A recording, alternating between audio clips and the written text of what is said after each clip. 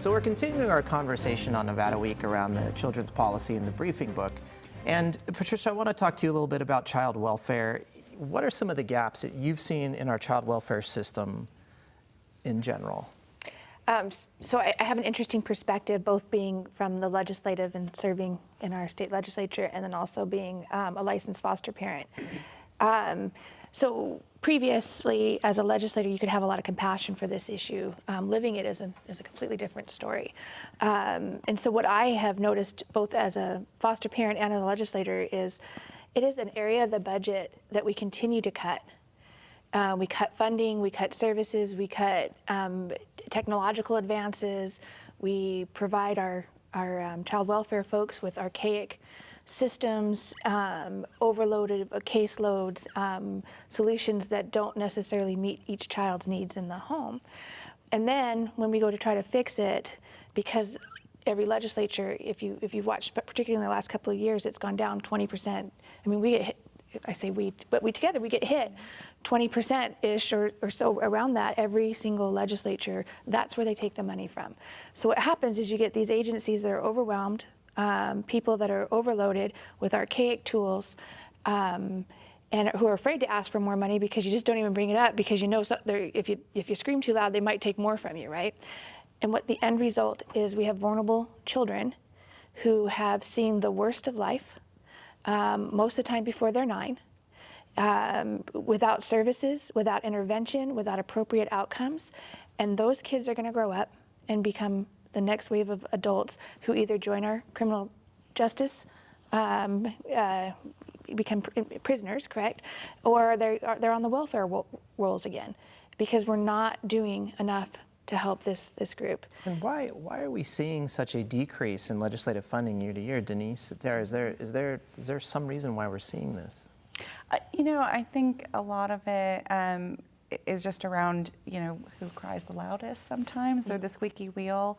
Child welfare is something that, when kids are identified as needing to have an intervention, needing to be engaged, there's not really a choice to do that. I mean, the agency has to do that. It's also, there's a lot of federal funding. Most of it is federal funding that supports child welfare. So I think there's a heavy reliance by our state on those federal resources. So I think it's a lack of state investment that we see in some of the other states that are doing a better job. I mean, it'll be interesting to see. There's new federal legislation, the Families First Act, that's coming down that we're in the process of implementing along with every other state, which is really going to put an emphasis on how do we preserve families, how do we wrap those supports around the family so that we're not having to remove those children from their homes. So definitely a heavy emphasis there.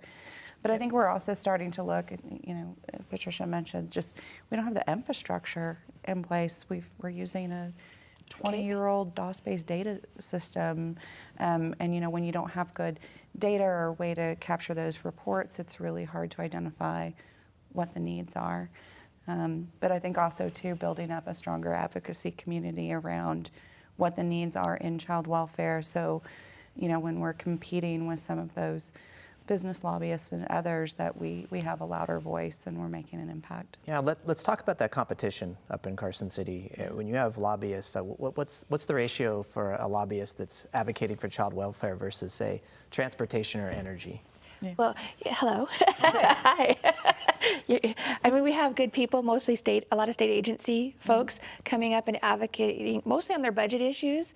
But there's not a lot of folks out there talking about child welfare from the perspective of the family or the child. And most of the people, will be honest, they're not, that are up at serving, they're not living a life either as a foster parent or as one of those families that are impacted by the cuts. So we really need to up the advocacy and give Michelle a couple more, Denise, a couple more folks to be meeting with the lobbyist and to be creating the advocacy and the media attention that needs to come to this issue, because it's not sexy, it's not going to make anybody money, Normally, it's something we kind of hang our head in shame about. When we see this report card, these are our children. These are the people that can't protect themselves, and most of the time we don't want to look at this because it's not good. So for me, my last session, I did try to cry really loud about some of the really critical things that were going wrong. In particular, one thing that hopefully Denise gets pushed through is this audit of the child welfare system in our state, which has never been done. So we don't know particularly where all the money goes, how successful the projects are we getting the federal match, and then giving some of this information back to people who are making the decisions so we can say, okay, well, that doesn't work. What we're doing here doesn't work. It doesn't serve our end goal, but we don't have that data. And to be quite honest, the system's so antiquated that when I first started on this journey, a lot of the providers told me if I was a boys' home, every month I would have girls disrupt out of my home, which means girls left that home. We can't have girls in a boys' home. And so on average, these providers, a couple years ago, now they've done some stuff to fix this, but on average, it was a 50-50 if anybody particularly knew where that child was on that day. I'm a licensed foster parent. I get other children's health care information that aren't mine in my home, and but that's not the people's fault who's working those jobs every day. That's the state not funding a system so these people can do their jobs every day. So it's really, like I said, it's coming back and making the hard choices about we need money. And this is one of those areas where these kids can't vote. They cannot go up and lobby on their own. Most of the foster parents or the parents that get catapulted into foster parent roles, because there's a lot of kinship grandparents, 60, 70-year-olds that are taking their grandchildren in, they don't know that I can go to Carson City or Grant Sawyer and talk to the legislature. They don't know how to do this. So it's really one of those situations where the people who do know ought to morally do something. I want to come back to the antiquated data. This was peppered through the briefing book as a recommendation throughout that we need to have more cohesive data sharing and also better systems. We typically think of policy change and legislation as being bill drafts going through and funding related to budget, but this is obviously a critical issue too. And Amelia, I wanted to ask you, with all the research you're doing, how do you find our data systems when you're looking at early education or child welfare issues? Is that a real barrier to you really getting down to the data? I think, well, I can't speak too much about the child welfare, although it's surprising that we haven't had an audit yet. That's kind of remarkable. But CCSD itself has operating on a old data collection system. The State Department of Education just most recently in the past year or so updated their academic school portal where you can view star ratings. So we're kind of turning that corner, but I have found when I move out here that access to data, usually I'm one of the only people asking for specific data. Usually it takes a while to dig it up. I usually give myself a month or so if I'm asking for a large request of numbers. So that's definitely an area where we could see improvement. I think what makes me the most uneasy is the fact that I'm usually one of the few people that are asking. That kind of signals that there might not be many other people who are interested in these topics. So. Interested, I'm wondering also if there's just a significant barrier to where people just aren't accessing the system because it has been so antiquated for so long. I think that's part of it, but I also think that another issue is kind of the intersection of data systems that should be connected that aren't.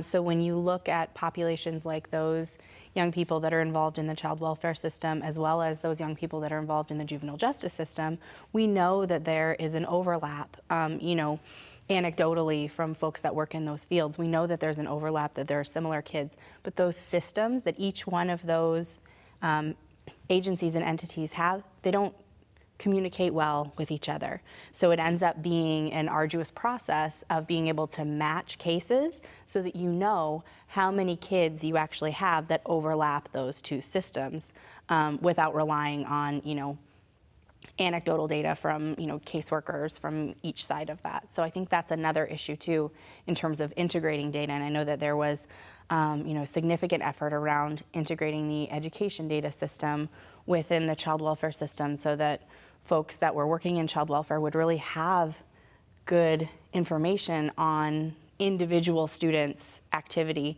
But what we don't see is that in aggregate, so that we can know at the population level, what are our issues, what are we looking at, so that we can identify and pinpoint those places where we really want to focus on intervention. And I think it honestly goes beyond just the data systems themselves, but also the collaboration between the agencies. There are so many, Tara brought up the education and the child welfare system. Well, this is an ongoing issue, right?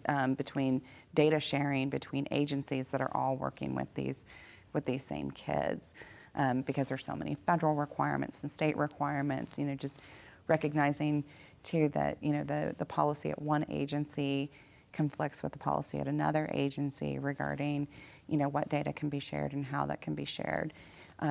So I think really working on those interagency collaborations, avoiding some of those potential conflicts and recognizing that, while you're having this discussion about policy and privacy and who's in charge and who's in control of what, our kids are getting further and further behind. So I think it's, going back to kind of that lobbying question, that advocacy question, that's really our role, to keep on reminding our policymakers, our agency leaders of, every decision that you make is impacting the life of a child.